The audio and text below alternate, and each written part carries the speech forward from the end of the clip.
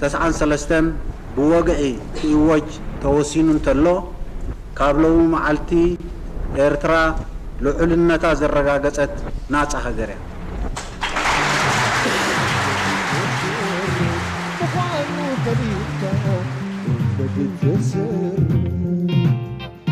In 1993, a new African country was born. Situated in the Horn of Africa, with its coast along the Red Sea, the country is very young. It acquired its independence only 20 years ago. We went to Eritrea because we wanted to know more about this country, and we found a very welcoming people. The Eritreans are very warm and generous, and we saw how they are really involved in the economic and political development of their country. You know, peacefully, to survive peacefully, and to get food, adequate food for our people. And we are struggling for our sovereignty. We are united.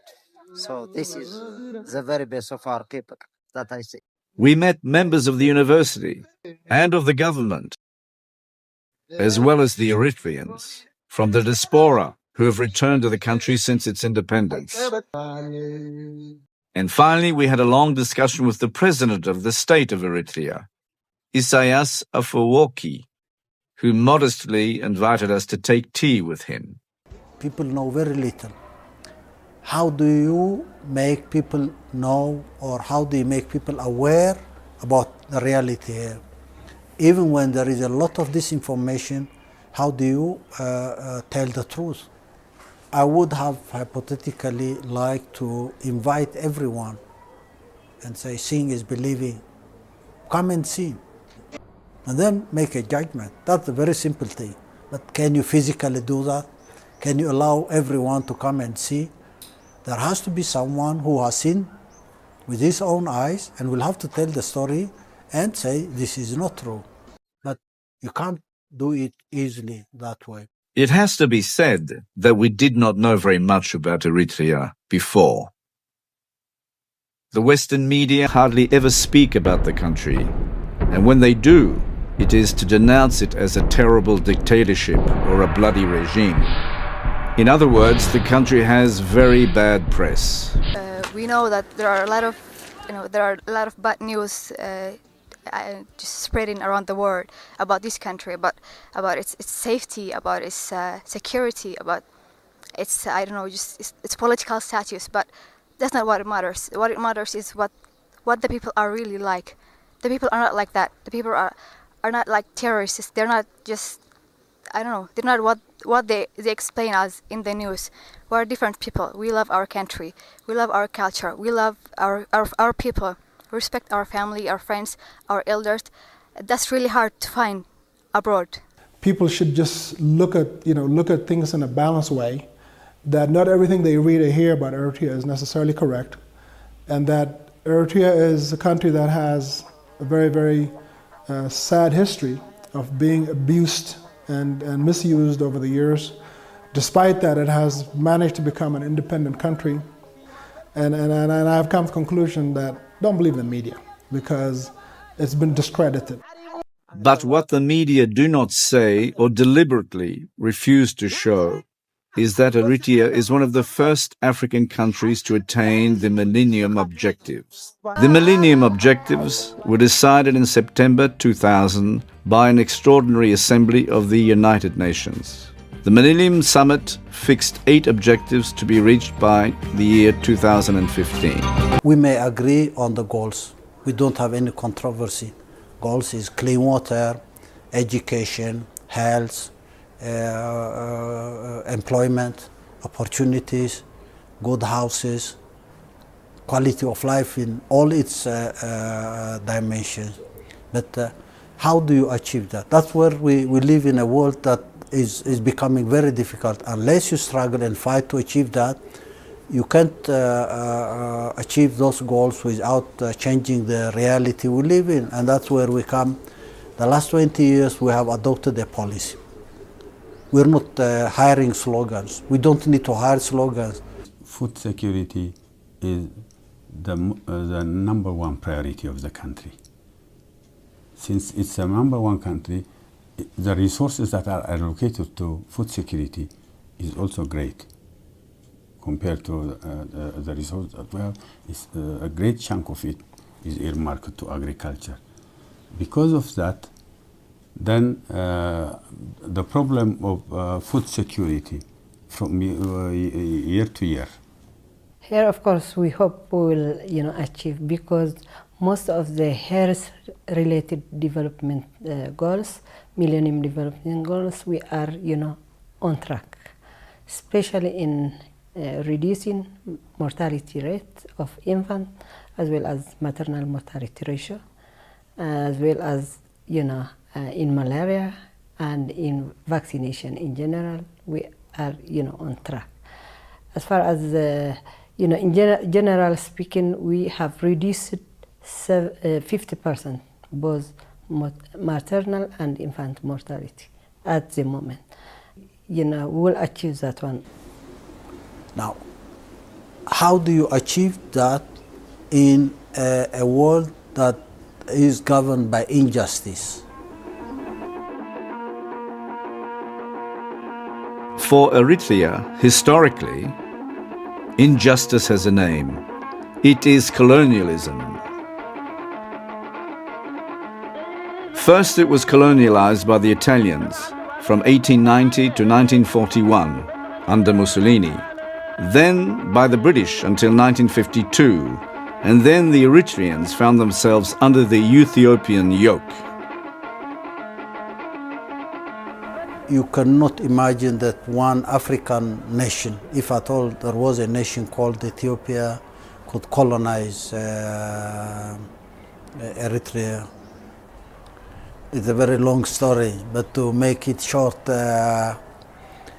yes, it was colonialism by proxy. Ethiopia came into being early 19th century, early 20th century actually, and by design.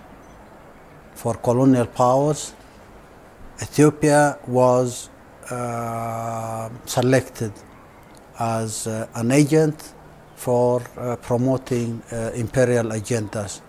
This ideology was later on developed to be called the Nixon Doctrine, where imperial powers had to find agents to do their job on behalf of them. And the failure comes about because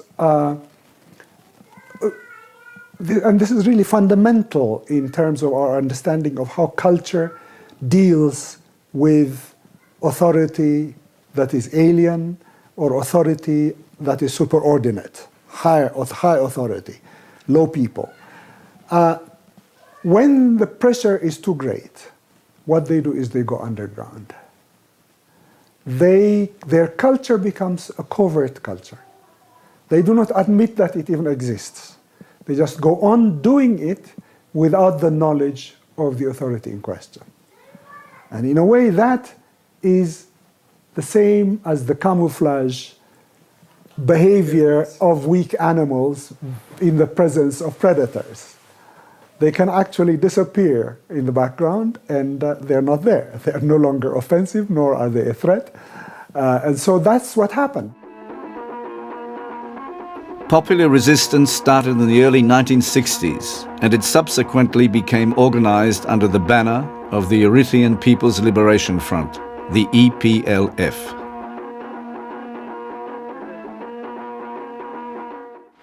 Feudal backward Ethiopia does not have the criteria of a colonial power. With its expansionist and colonial ambitions, Ethiopia was used as an instrument for American imperialist interests in Eritrea.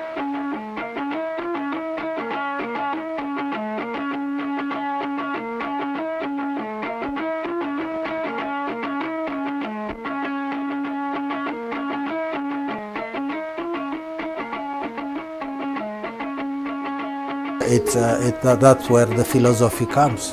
It's not novel, but again, is it fighting militarily or going for an armed struggle and becoming independent, or you have to take in mind building a nation?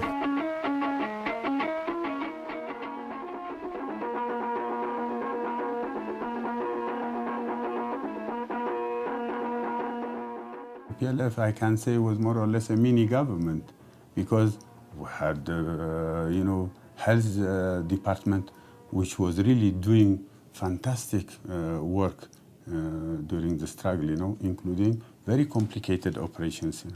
We have very meticulous educational system, and we had the ERA, which was catering for people who were displaced or people who were affected by the war. We have so many institutions, that are typical of any government, for that matter.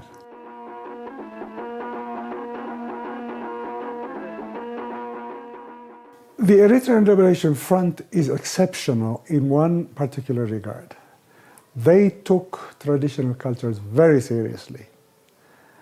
That is to say, in order to mobilize people, you must first understand their social organization, their social structure, if they're stratified, who is on top, who is the downtrodden, their economy, their customary laws, their institutions, all of that.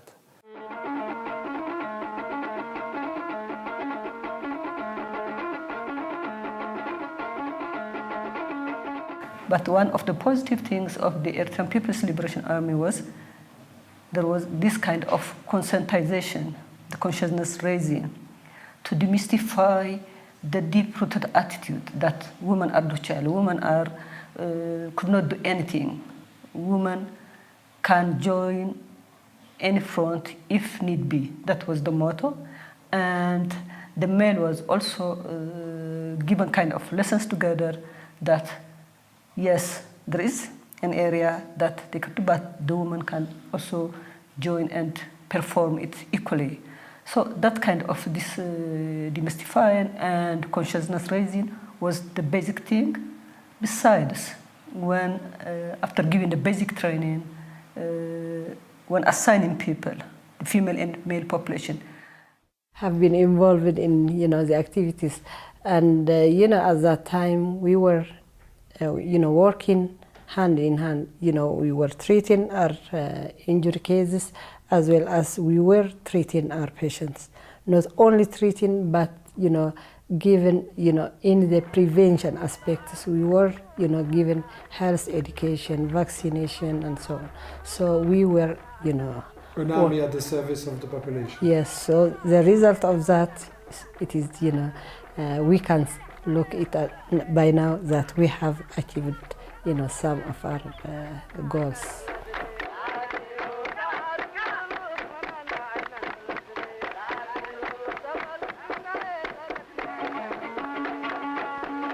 What they talk about in their Millennium Goals has been in our program for liberation. If you go back to see the program of the EPLF for liberation, you will have the substance of the program is similar or more or less similar to the so-called Millennium Goals.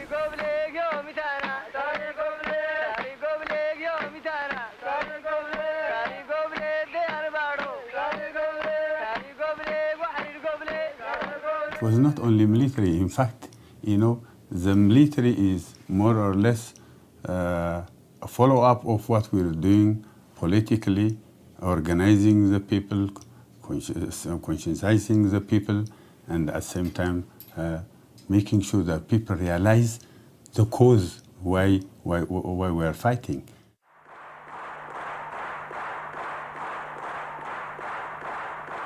In 1974, Emperor Haile Selassie was overthrown. The USSR entered into the imperialist game and supported the new Ethiopian regime. The repression of the Eritrean people toughened and became increasingly violent. But the EPLF continued the armed struggle, at the same time as maintaining its revolutionary objective, aiding, curing, and educating the population, with a view to constructing a new society. In 1974, the military junta massacred lots of people around Asmara. And the news got around very quickly. And I think that was, for many, including myself, it was a turning point. We became so intensely angry and so hurt that I think we just began to solidify the sense of nationhood, that it became clear to us at that point that there was no way an Eritrean will ever be able to live peacefully and happily under the Ethiopian domination.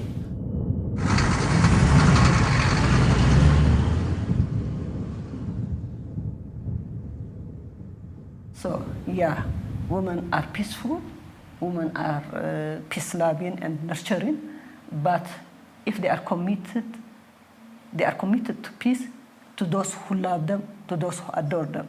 Soucieux de ne pas dépendre éternellement de l'aide extérieure, le FPLE a déjà atteint l'autosuffisance sur le plan médical. Il dispose déjà de nombreux cadres de valeur. Quand j'ai fini mes écoles primaires et secondaires à Addis Ababa, j'ai eu l'occasion d'avoir une bourse pour aller en Bulgarie par le gouvernement éthiopien. Et aujourd'hui, vous vous battez contre les soviétiques? Oui, contre les soviétiques, contre les Éthiopiens et ceux qui aident les Éthiopiens. C'est-à-dire les soviétiques. So many women before us as Eritrean women have joined in the Liberation Army, be it in the Vietnam, Zimbabwe in Africa, South Africa also. But the difference that we as Eritrean women put was that we were in the front line. We really fought the Ethiopian soldiers, and what the Ethiopian soldiers said at that time was, God give me mercy from the Eritrean woman fighter. So this means the country needed a land reform, and that the other social class, the bourgeoisie, was not strong enough to make this reform and give the lands and organize it. For the first time, the reform was done by the EPLF. Yes. And finally, after it became a government also, that kind of each Eritrean, every Eritrean must have access to land, so that... it's a land reform for justice. Exactly. À Sawa, on manie autant la pioche que la Kalachnikov, à l'image des paysans soldats de la révolution chinoise. Les Érythréens ne veulent pas être pris pour des mendiants de l'aide internationale. Il s'agit donc de cultiver la terre, d'y planter du maïs et des mangues, pour ne plus avoir un jour à tendre la main.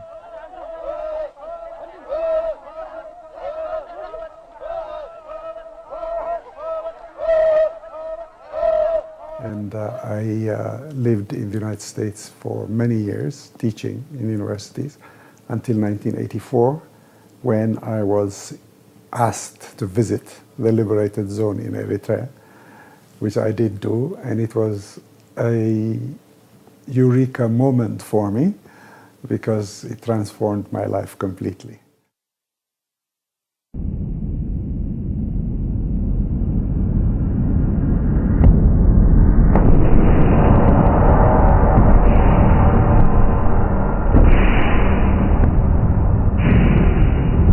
By the beginning of the 1990s, the Eritrean People's Liberation Front were able to see that the end of their struggle for victory in independence was in sight.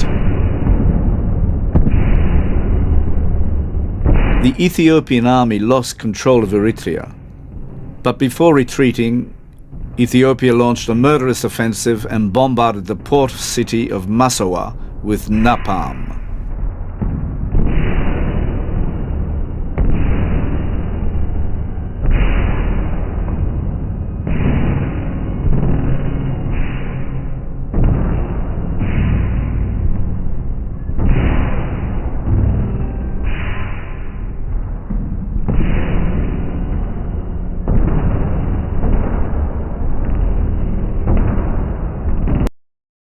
ይታሎ አመጋቢት ወዘ ካብታ መዝገብ ንቁጥመት ቃዕትን ድብድብ ንጭራሽ After their victory, the Eritreans voted for independence and elected their president. It was after 30 years of struggle that this nation was finally able to take the future into its own hands. But today, where is Eritrea at? The project has not changed. That and there was no reason for change because you want freedom, you want an independent nation, and then you want to build a nation. And building a nation was not consummated, would not be consummated. It only starts when you are sovereign and independent. And building a nation is not easy. It takes a very long process. I don't say generations, but if it's managed properly, it takes a long, long time. Without raising the consciousness of the population, you don't achieve any goal. Anyone who has good ideas cannot transform those good ideas into reality without allowing the population to participate by being aware of what it's doing. And that was a strength, and that contributed a lot to the socio-economic transformation.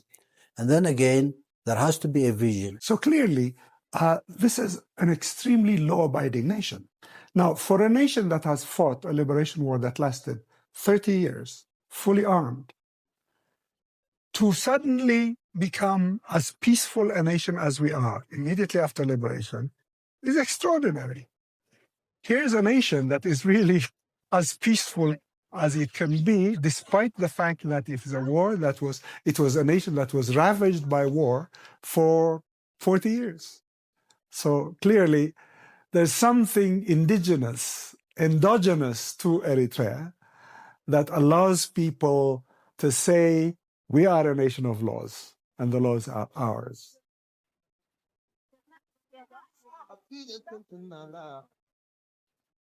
%100%.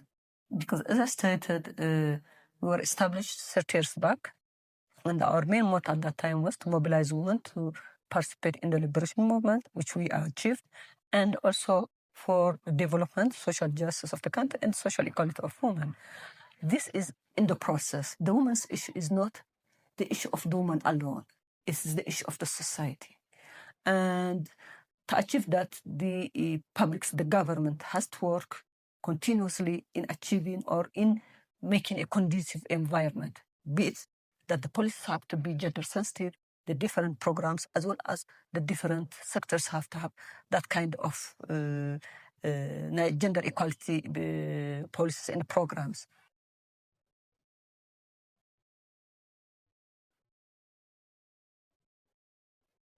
If we are going to have a developed society, it's via education. Education is a tool for what we are looking for, to have a developed and equal society. What kind of education might be the issue? It has to be an education which values the culture of the people and sharing whatever you have, because at the end of the day, what you have been going through education is via the people's resource.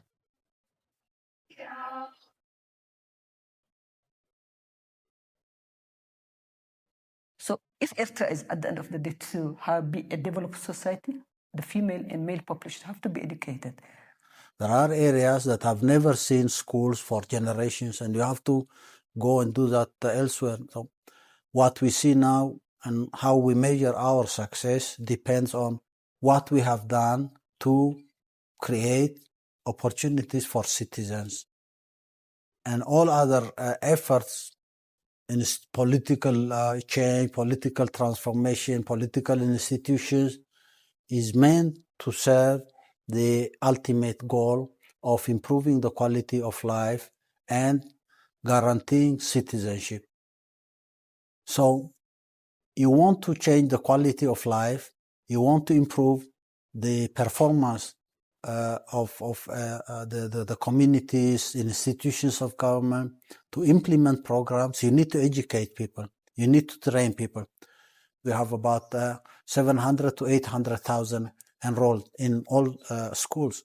When we entered, when 91, it was about 40 something or 70 maximum, probably now. It's gone well. We're not even satisfied with that. We need to improve the quality. The course we're studying is actually agricultural engineering, and agricultural engineering means that the use of water, land, soil, resources, how to use it for the daily activity, for our food. I mean, especially in our country, we need to supply our food. We have to secure the food insurance, and it helps us to, conserve water, just the proper usage of water, land, and building dams and infrastructures. That actually helps the growth of the agricultural sector. Eritrea is a young country with young institutions. Our research, extension systems, and so on are not developed enough. And so we have a lot of challenges because when you have traditional thinking in agriculture and in any area for that matter, then you have to be able to replace it by advanced thinking, which means you have to have trained manpower in agriculture. And so this is also one of the bottlenecks apart from nature, that we have to be able to maximize what is available. Now, since the government is taking too much, is putting much focus on educational sectors, the government is actually trying to improve the way that the farmers, improve their farming activities, like, for example, building dams, building reservoirs. Just instead of waiting for rainfall to grow their crops, they can use irrigation system. Because with the building of dams and using the dams properly, people are now cultivating a lot of vegetables and a lot of fruits, which are also important components of food, because usually people, when they talk about food, they talk about cereals. But this, chicken, dairy, horticulture, diversify. So especially with irrigation, people are really producing a lot of vegetables and fruits, which are...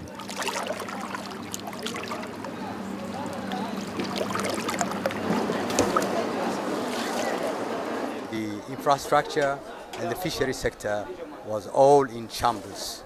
After independence, we started from scratch, building the infrastructure and all facilities and services. And now we have about 7 fish landing sites along the coast. And we are trying to manage to build our capacity in both human resources and as well as infrastructure.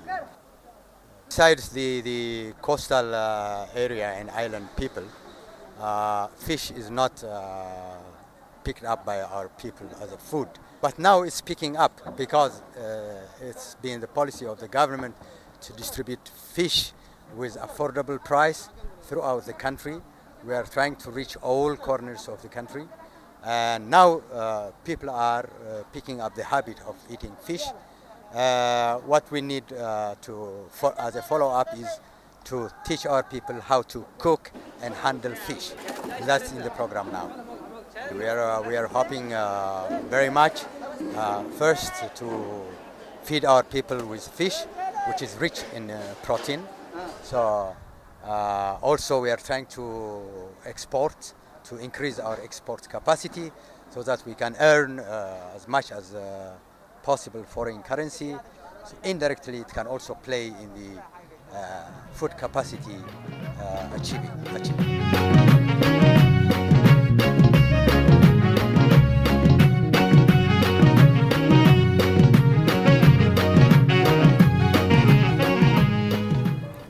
Eradicate poverty, and food security is not a long-term goal. It's a transitional goal. Once we secure food, then we need to go beyond that. We need to export food so that we can exchange and enter into trade and investment with other people. We cannot only talk about food security for us. So even in the concept that have been developed within the framework for Millennium Development Goals, you have to be very specific and you have to know your realities. Unless you work hard towards achieving the short, medium and long-term goals, you will not go anywhere.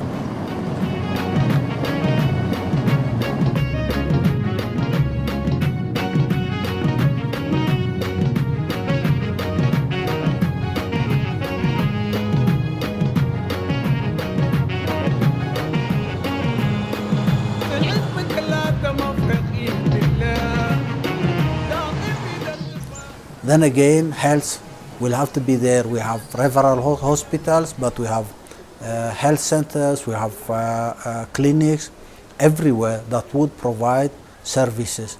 When you have roads, then it's accessible, it's easier.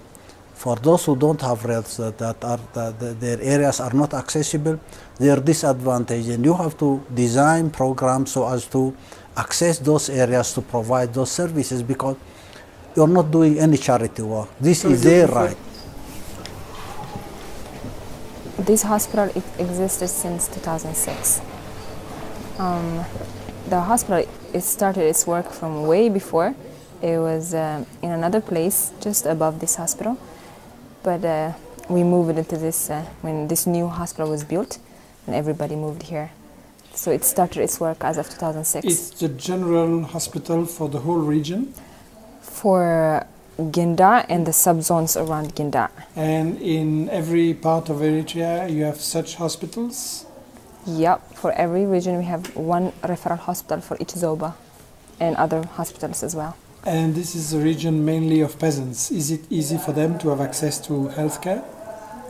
Yes, they do. And other than the hospital, we have lots of clinics, health stations and health centers in the subzobas. They have access to them, and when they are referred to this hospital, they get access to this hospital. So there is really healthcare provided for every Eritrean today? I believe so.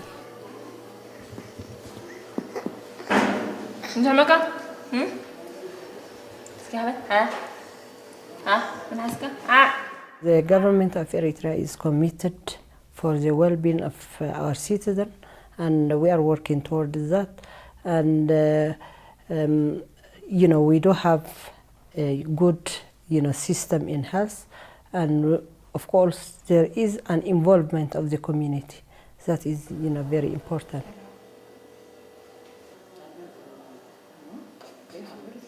So in the hospital, what we do is we give health education to the people who come here in the OPD, and we try to focus on the main diseases we find, on the preventable ones. For example, we have malaria case. If today is about malaria, the education we need to give, we try to tell all the symptoms about malaria, how to prevent them, regarding all these swamps we have that they dry it, that they need to dry it, the breeding sites of mosquitoes, and the bed nets. We make sure that they have bed nets, and we tell them if any of these symptoms appear, they need to come to the hospital as quick as possible, and mostly to the children and pregnant women.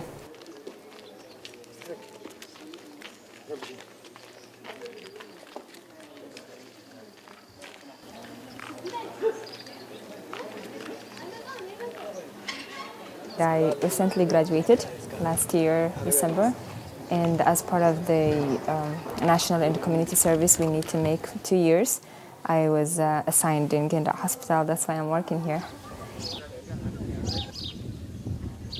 Actually, the Minister of Health is responsible for the health and well-being of the citizen, but we work together with our partners. It is multi-sectoral and multidisciplinary, approach, because we are working with other ministries, with other sectors, as well with our partners. Health means it is not only supplying drug, but the environmental issue comes first. If there is cleanliness, if there is clean water, it is a general approach. So we work towards promotion of health through health education and sanitation, and of course, environmental health in general. So we are working towards that. You only care about production, regardless of what impact it has. So what I will say is, now I think some countries have started to buy biological, ecological, some sections of the society. And this is a trend that should go. Mm-hmm. People must be aware of what they are eating. How is it produced? What kind of things went into it? If you have, infested your land for 100 years using chemicals and so on and so on, do you know how many years it takes really to rehabilitate the land? If at all you can do it. So sometimes it becomes too late, you know. We cannot really abuse the resources that we have and go into just productivity at whatever cost. Yes, we want to increase productivity, but it must at the same time also make sure that it is healthy, that it does not affect negatively the health of our population. Whether in the fields of the environment, education, health and agriculture, with a main concern for food security, this young republic has already attained the Millennium Objectives well before the deadline of 2015. And 20 years after its independence, Eritrea, that used to be among the most disinherited countries of Africa, is now a sovereign nation, full of hope. By the end of our visit, we understood that most of the Western media are not saying the truth about this country. So the final question is, why are there so many media lies told about Eritrea? Early 90s, after 91, in 93, immediately after that 1 year or maybe 2 years, a World Bank delegation was here. And they said they would like to write us a country program inclusive of development programs, health, education, infrastructure, water, energy, what have you. And we said, why can't we write our program? They said, that is a no. No one in Africa has written a country program. The World Bank has the authority and it writes the program of everybody else. How can the World Bank know my needs in my house, in my country? Why now they incite and they try to create difficulties for the Eritrean government? Because for simple reason, the Eritrean project, it's not only Eritrean project, it had been a Horn of Africa project that would have been stopped and sabotaged, and Eritrean project continued in an Eritrean level. I see, as an Ethiopian, Eritrean project is not only Eritrean project. It is an African project, it is a Horn of African project, and it is a humanistic project. And so when Eritrea says we'll be self-sufficient, don't look at it as if it's arrogance. I think this mentality from Europeans and Americans is, you're poor, you're no good, we will feed you. That has to change. If anybody says, listen, yes, I am poor, but I want you to help me help myself, it should be respected. And I think Eritrea is that kind of a country. And that's where many of these conditionalities from the World Bank and the IMF are not conditionalities that have come from the skies. These are conditionalities dictated by special interests. One of the reasons, apart from the vision of Eritrea have about 1,300 kilometer coast in the Red Sea, opposite of Saudi Arabia, Yemen, down until the Bab el-Mandeb. Second, Eritrea have more than 300 islands. United States wants a lot of military bases. It have military bases in Djibouti because of its position, but also because of its resources. Now it is discovered in Eritrea, and having also now a lot of wells in the ground and the Indian Ocean, like gas and oil.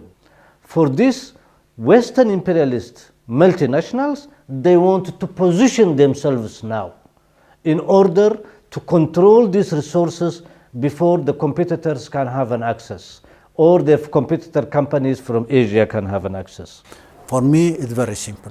I know the guys, I know them individually, I at least know who pays them, how they make their earning, how they earn their living, and whom they serve. If they are coming to serve Mr. Soros, that's a different story. If they're coming to serve me, serve the people in the continent, then that's another story. That's the other side of the story. You repeat it again and again. I say this is part of the tradition they have inherited from Hitler. The propaganda machine of those systems, and particularly Hitler's propaganda machine, one of the most efficient propaganda machines, you manipulate public opinion. You even intoxicate public opinion sometimes, make people don't even question very simple questions. It's illegal. It should be illegal to disinform people. It should be illegal and immoral to manipulate opinion. If you do that, then it's been immoral since millennia. The Bible doesn't allow it. The Quran does not allow it. And morality does not allow it. You can't do that. Because the majority of the Eritrean people are united toward their government and united toward their vision. My understanding as an Ethiopian, and this film can contribute a lot, not only to educate and create a solidarity with the Eritrean people there, but also to educate the peoples of the Horn of Africa. The project we have started in the past, that it is, we the people of Horn of Africa, we are one. And we want peace. And we want bread for our people. We want also our children to go to school. We want clinics. We want our elderly people to have medicine. We want peace. We are tired. We are asking the international community, if it exists, give us a chance, give a peace. Please don't intervene in our affair. Let us alone. Let us manage alone. Thank you.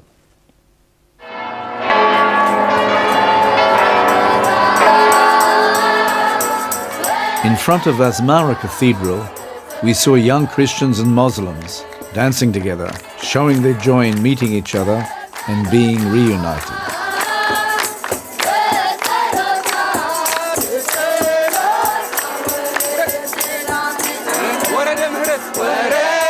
Eritrea is a nation on march, a multi-confessional and multicultural republic. A country from which we have a lot to learn.